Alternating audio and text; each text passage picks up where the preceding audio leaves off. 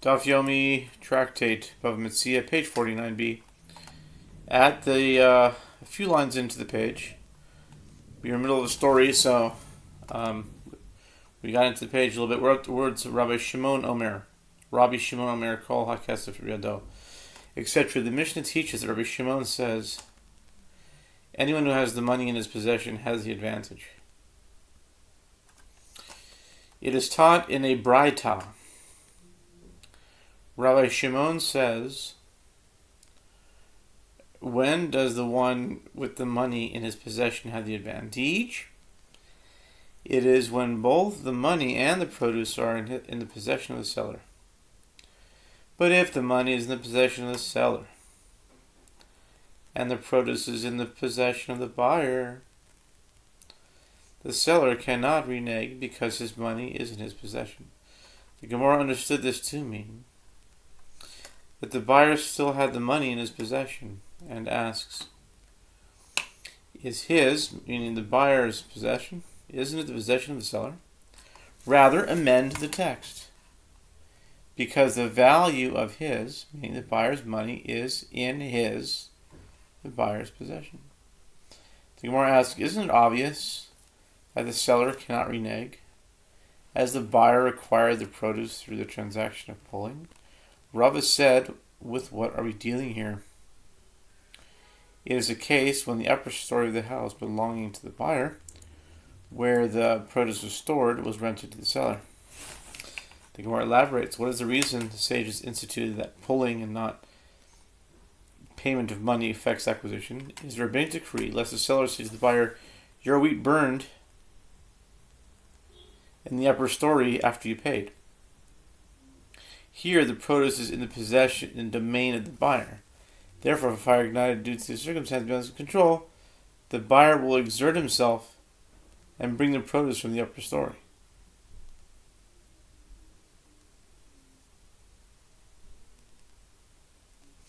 The Gemara relates, there was a certain man who gave money in exchange for wine. Ultimately, he heard that men from the house of Parzak, the vizier,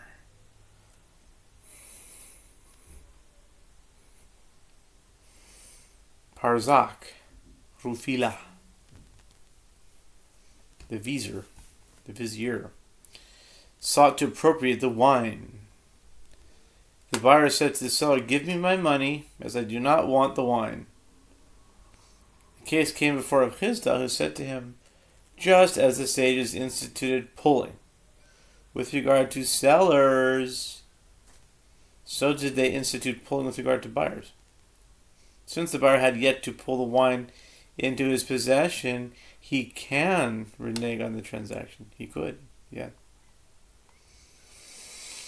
Mishnah, the Mishnah. The measure of exploitation for which one can claim that he was exploited is 4 silver ma'ah from the 24 silver ma'ah in a sela, or 1/6 of the transaction. Until when is it permitted for the buyer to return the item? He may return it only until a period of time has passed that would allow him to show the merchandise to a merchant or to his relative who is more familiar with the market price of the merchandise. If more time has elapsed, he can no longer return the item, as the assumption is that he waived his right to receive the sum of the disparity. The Mishnah continues. Rabbi Tarfon ruled in Lod, exploitation is a measure of 8 silver ma'ah from the 20 silver ma'ah of a selah, 1/3 of the transaction. And the merchants of Lod rejoiced, as this ruling allowed them a greater profit margin and rendered the nullification of a transaction less likely. Rabbi Tarfon said to them, throughout the entire day it is permitted to renege on the transaction, and not merely for the period of time it takes to show the purchase item to a merchant or relative. The merchants of Lod said to him, let Rabbi Tarfon leave us as we were, with the previous ruling, and they reverted to following the statement of the rabbis in the Mishnah with regard to both rulings.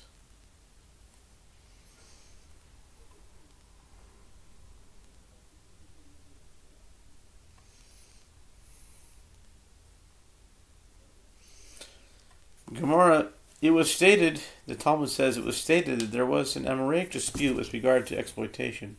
Rav says we learned that exploitation is determined by 1/6 of the transaction, meaning 1/6 of the purchase item, not 1/6 of the money paid. Shmuel says we learned that the exploitation is also determined by 1/6 of the money paid. The Gemara elaborates with regard to an item worth 6 ma'ah that was sold for 5 ma'ah, or an item that was worth 6 ma'ah that was sold for 7 ma'ah. Everyone agrees that we follow the transaction. The fraction of the variation in price is determined relative to the market value of the item sold, and it is exploitation. Where Rav and Shmuel disagrees in a case of an item worth 5 ma'ah sold for 6 ma'ah, or an item worth 7 sold for 6 ma'ah.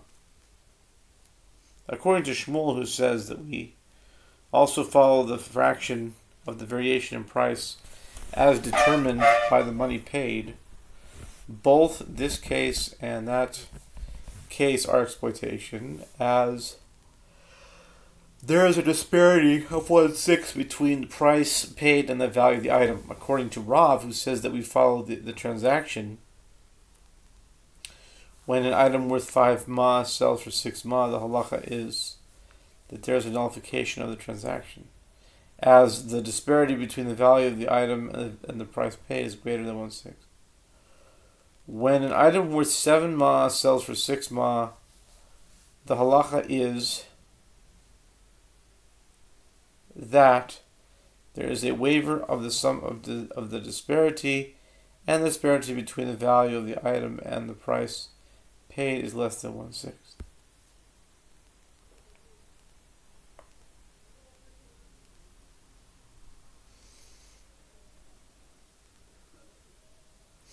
And Shmuel says when we say that there is a waiver or a nullification of the transaction, it is in a case where there is not a disparity of 1/6 from both aspects, meaning both terms of the money paid and terms of the value of the item.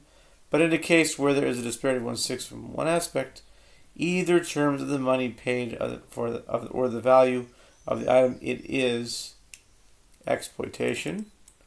I think we're going to do part 2. We'll stop it right here.